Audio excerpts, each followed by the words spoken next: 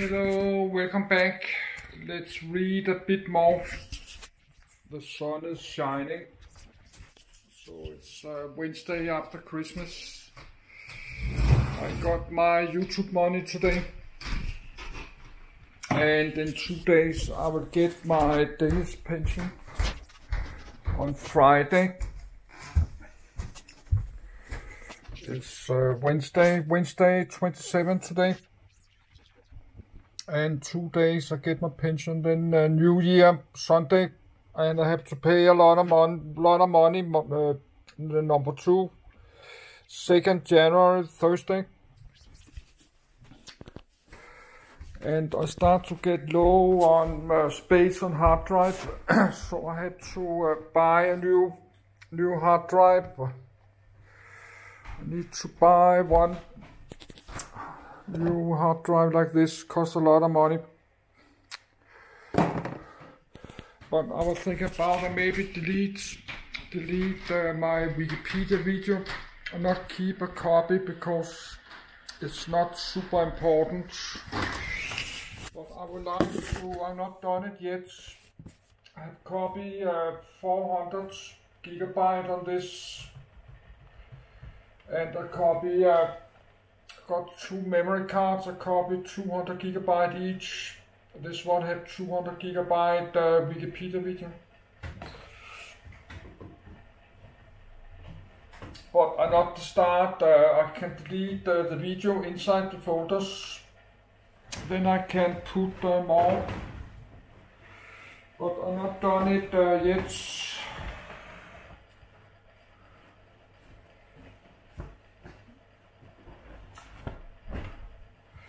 But maybe I should do that.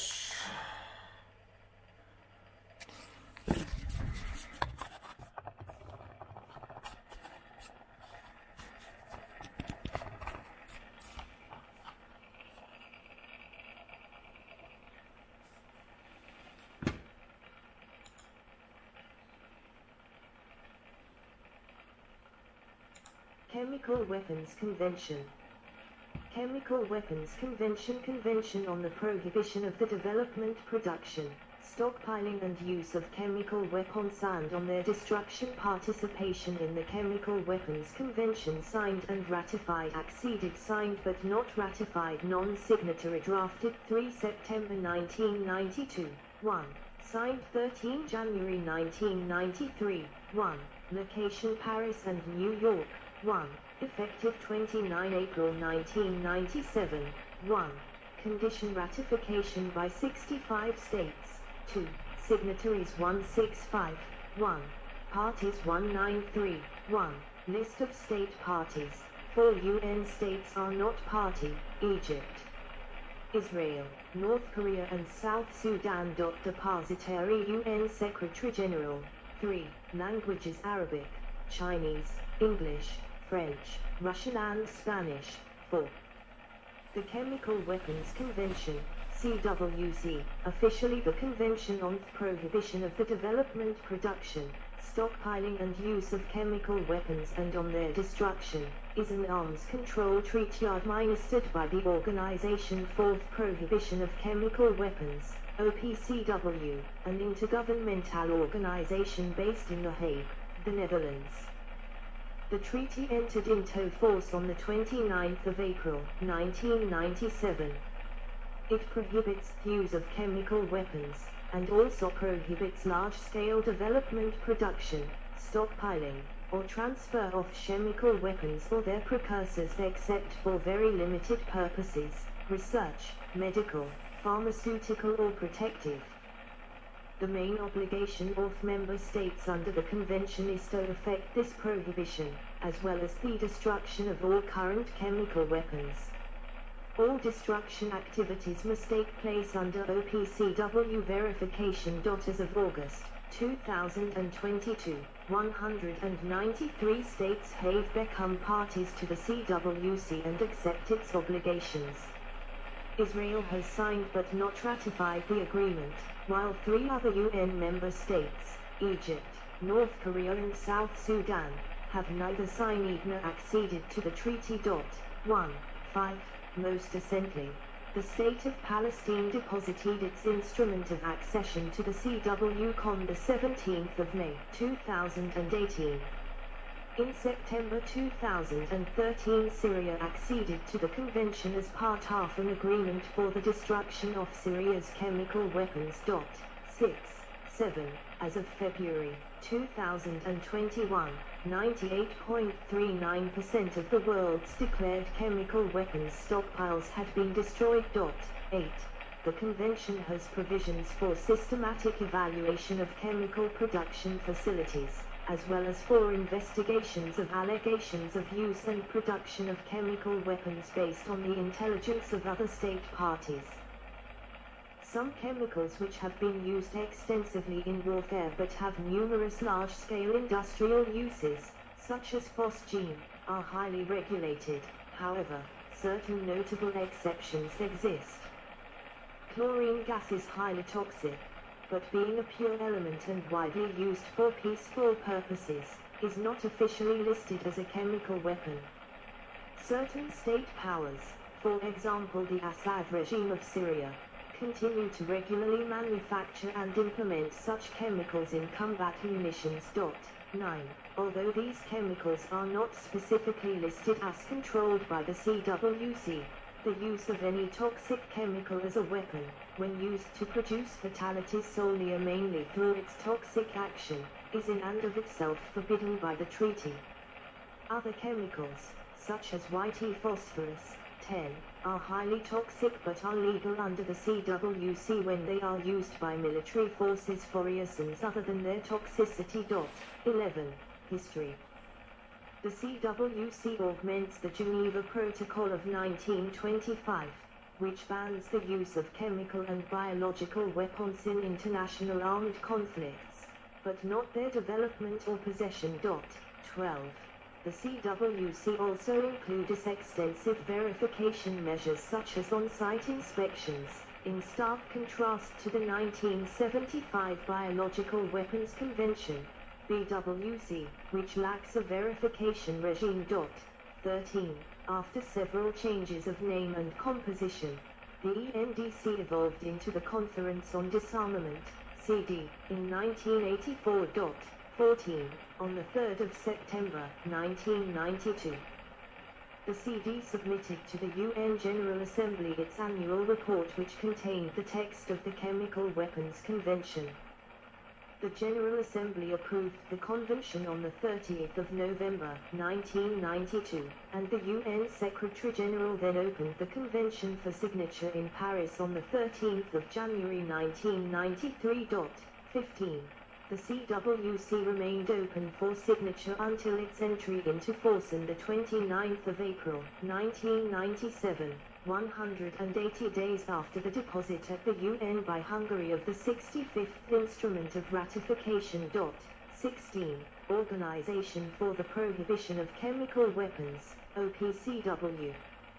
Headquarters in The Hague. The convention is administered by the Organization for the Prohibition of Chemical Weapons, OPCW, which acts as the legal platform for specification of the CWC provisions. 17. The Conference of the States Parties is mandated to change the CWC and pass regulations on the implementation of CWC requirements. The Technical Secretariat of the organization conducts inspections to ensure compliance of member states. These inspections target destruction facilities, where permanent monitoring takes place during destruction. Chemical weapons production facilities which have been dismantled or converted for civil use, as well as inspections of the chemical industry. The Secretariat may furthermore conduct investigations of alleged use of chemical weapons and give assistance after use of chemical weapons. The 2013 Nobel Peace Prize was awarded to the organization because it had, with the Chemical Weapons Convention, defined the use of chemical weapons as a taboo under international law according to Thorbjørn Jagland, chairman of the Norwegian Nobel Committee. 18. 19. Key points of the convention. Prohibition of production and use of chemical weapons. Destruction, or monitored conversion to other functions, of chemical weapons production facilities. Destruction of all chemical weapons, including chemical weapons abandoned outside their state parties' territory.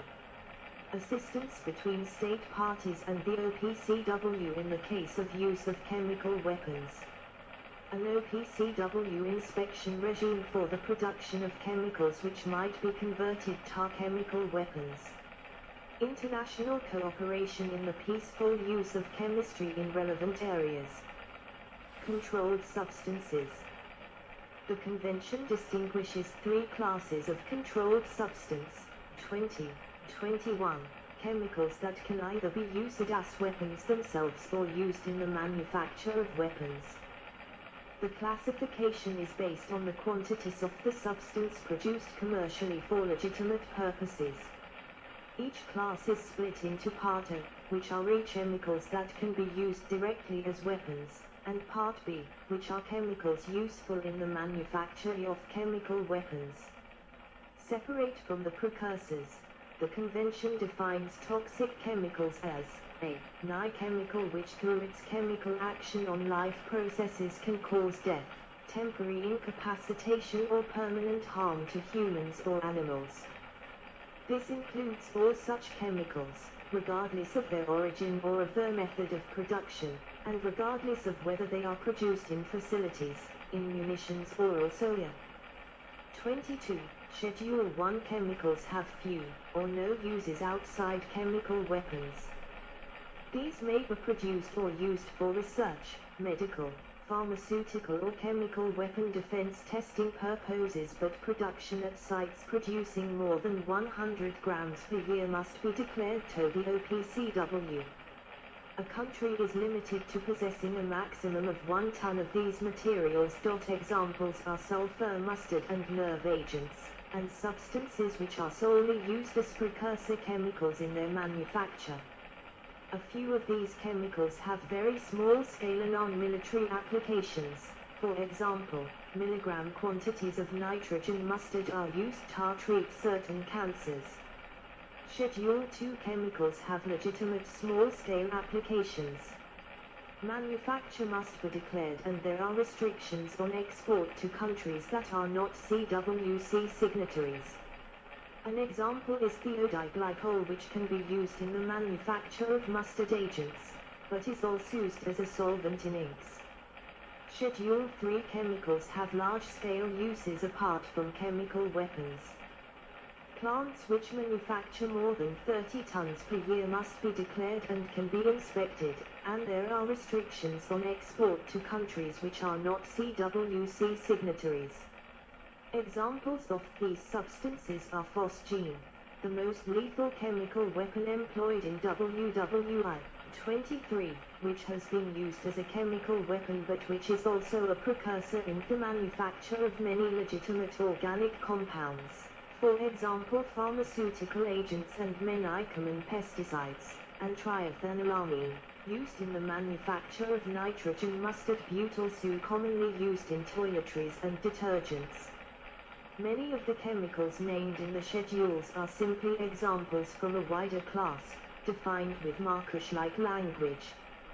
For example, all chemicals in the class O alkyl, and Lt equals C10, including cycloalkyl, alkyl, Me, It, NPR or IPR, phosphonofluoridates chemicals are controlled, despite only a few named examples being given, such as SOMAN. This can make it more challenging for companies to identify if chemicals they handle are subject to the CWC, especially Schedule 2 and 3 chemicals, such as alkyl phosphorus chemicals.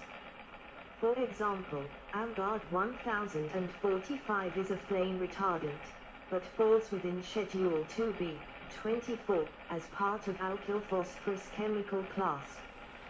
This approach is also used in controlled drug legislation in many countries and are often termed class-wide controls or generic statements.